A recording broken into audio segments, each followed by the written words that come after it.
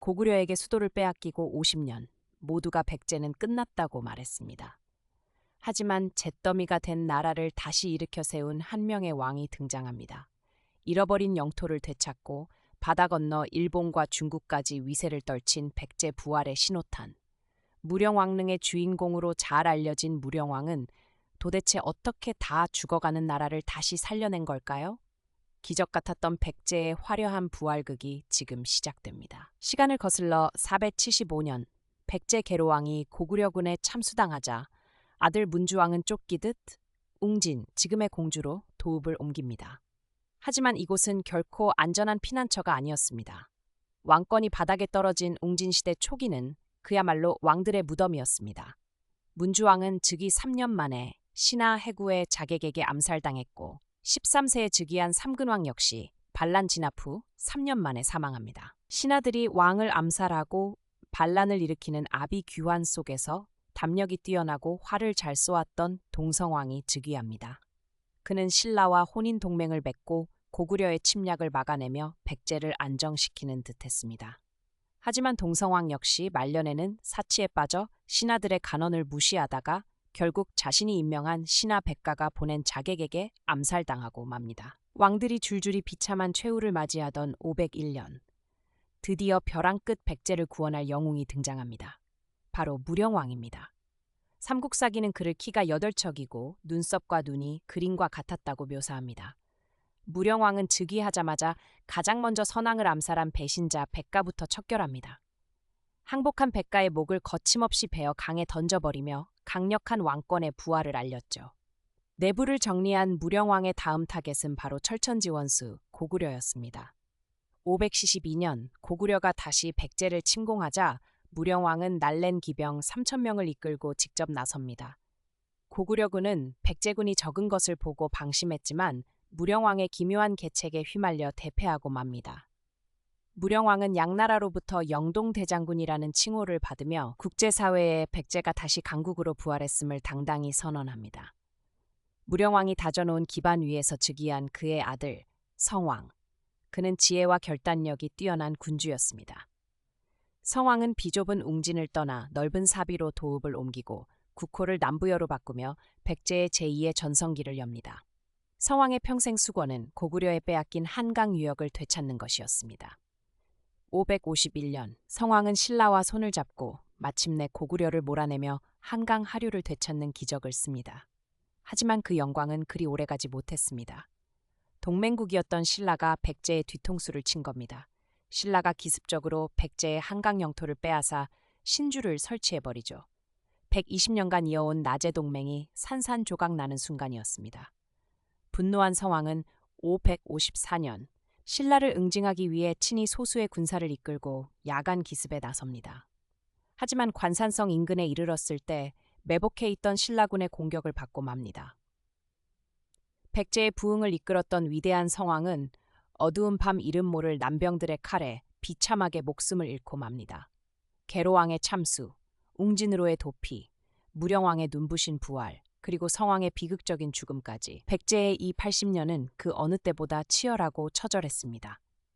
성왕이 전사한 후 아버지의 죽음을 딛고 왕위에 오른 위덕왕 앞에는 과연 어떤 운명이 기다리고 있었을까요?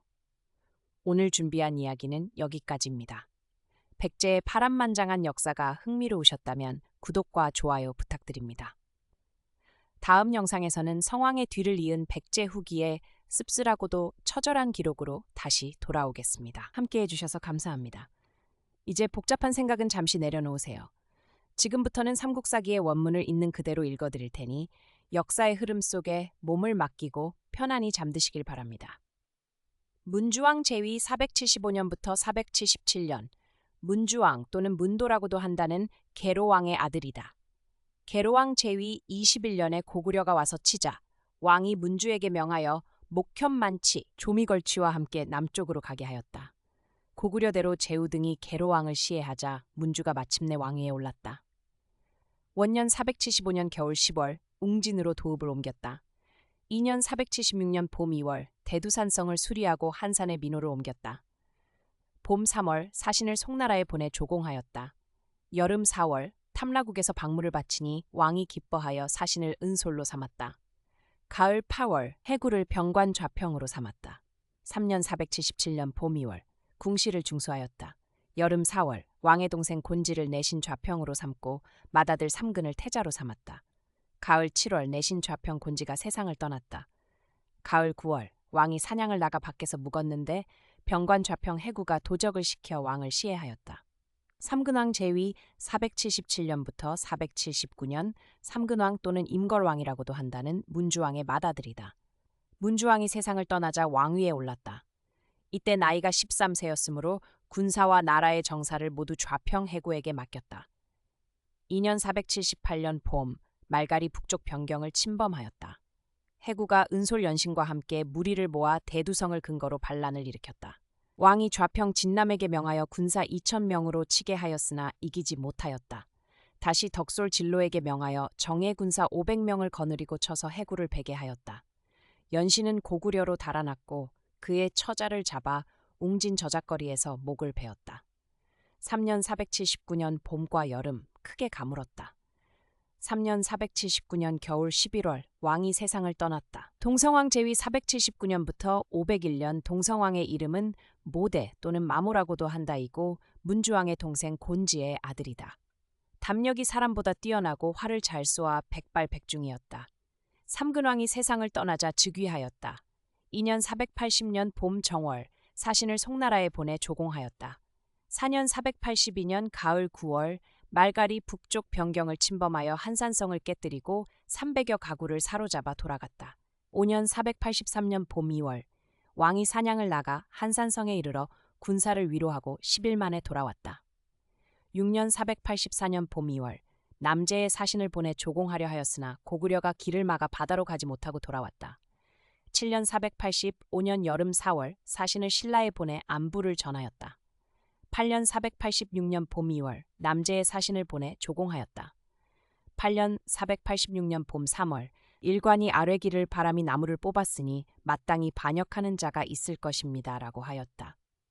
8년 486년 겨울 10월 남쪽 제방을 쌓았다. 10년 488년 위나라가 병사를 보내 우리를 쳤으나 우리 군사가 크게 깨뜨렸다. 11년 489년 가을 나라 남쪽에서 크게 농사를 망쳐 백성들이 굶주리니 신라로 도망치는 자가 600여 가구였다. 12년 490년 가을 7월 다루성을 수리하고 마지성을 쌓았다. 12년 490년 가을 9월 위나라가 다시 기병 수십만을 내어 우리의 국경을 침범하였다. 왕이 장수 예군, 해구, 찬수 등을 보내 정예 군사를 거느리고 이를 치게 하니 크게 무찔렀다. 14년 492년 겨울 10월 지진이 일어났다. 15년 493년 봄 3월 왕이 신라의 사신을 보내 혼인을 청하니 신라 왕이 이찬 비지의 딸을 보냈다. 16년 494년 가을 7월 고구려가 신라와 살수 들판에서 싸웠다. 신라가 이기지 못하고 물러나 독산성을 지키니 고구려가 성을 포위하였다. 왕이 장수에게 명하여 군사 3,000명을 거느리고 신라를 구원하게 하였다.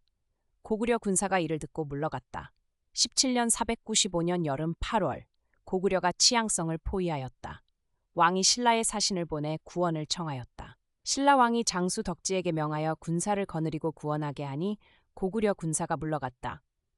19년 497년 여름 5월 비가 내리지 않았다. 20년 498년 가을 8월 탐라가 공물을 바치지 않으므로 왕이 친히 치려고 무진주에 이르렀다. 탐라가 이를 듣고 사신을 보내 죄를 비니 마침내 그만두었다. 21년 499년 여름 크게 가물었다. 21년 499년 가을 백성들이 굶주려 전염병이 돌고 죽은 자가 많아 고구려로 도망친 자가 2,000여 가구에 이르렀다. 그러나 왕은 창고를 열어 구제하지 않았다. 22년 500년 봄 궁궐 동쪽에 임류각을 지었는데 높이가 5장에 이르렀고 또 연못을 파서 기이한 짐승을 길렀다. 신하들이 간언하였으나 듣지 않았다. 23년 501년 봄 정월 노파가 여우로 변하여 달아났다. 23년 501년 봄 2월 호랑이 2마리가 웅진성에 들어왔다. 23년 501년 가을 8월 가림성을 쌓고 위사 좌평 백가에게 지키게 하였다. 백가가 가기를 원치 않아 병을 핑계로 사양하였으나 왕이 허락하지 않았다. 23년 501년 겨울 11월 왕이 사비 들판에서 사냥하고 눈보라를 만나 마포촌에 머물렀다. 백가가 사람을 시켜 왕을 찌르게 하였다.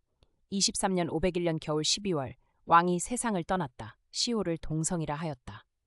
무령왕 제위 501년부터 523년. 무령왕의 이름은 사마 또는 융이라고 부른다. 동성왕의 둘째 아들이다. 키가 8척이고 눈썹과 눈이 그림과 같았으며 인자하고 너그럽고 후하여 백성들의 마음이 그에게 돌아왔다. 동성왕이 제위 23년에 세상을 떠나니 즉위하였다. 원년 501년 봄 정월 좌평 백가가 가림성을 차지하고 배반하자 왕은 군사를 거느리고 우두성에 이르러 한솔 해명에게 명령하여 토벌하게 하였다. 백가가 나와 항복하자 왕은 그의 목을 베어 백강에 던져버렸다. 사관이 논하여 말한다. 춘추에 이르기를 신하는 반역할 마음을 품어서는 안 되니 그런 마음을 품으면 반드시 죽여야 한다고 하였다. 백가와 같이 큰 악을 저지른 원흉은 천지가 용납하지 않는 바이다. 즉시 죄를 주지 않고 있다가 이때에 이르러 스스로 죽음을 면하기 어려움을 알고 반역을 도모한 뒤에야 그를 죽였으니 늦은 일이다. 2년 502년 봄 백성들이 굶주리고 또한 전염병이 돌았다. 2년 502년 겨울 11월 달솔 우영을 보내어 군사 5,000명을 거느리고 고구려 수곡성을 습격하게 하였다. 3년 503년 가을 9월 말갈이 부성령을 침범함으로 왕이 군사를 내어 싸워 이겼다. 6년 506년 봄 전염병이 돌았다. 6년 506년 여름 5월 크게 가물었다. 왕이 창고를 열어 굶주린 백성들을 진유하였다.